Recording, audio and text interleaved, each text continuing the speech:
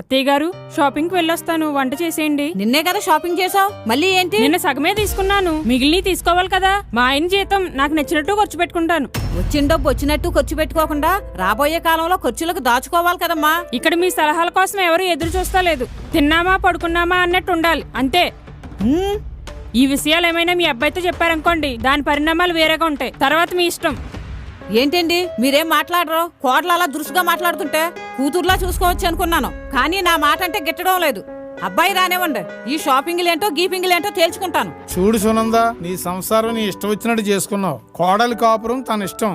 మనకు ఇష్టం ఉన్నా లేకపోయినా తన వ్యవహారంలో ప్రేక్షక పాత్ర పోషించాలి, అంతేగాని తన విషయంలో తలదూర్చకూడదు. ఏ ఎండకాగుడుగన్నట్టు ఉండాలి మన పాత్ర. కూతురులా చూసుకుంటాను అంటున్నావు, కోడల్ని ఎప్పుడు కూతురుగా ట్రీట్ చేయకూడదు. ఎందుకంటే కూతురుని అన్నట్టు కోడల్ని అంటే పడుతుందా? అలా అనే హక్కు అత్తమామలుగా మనకు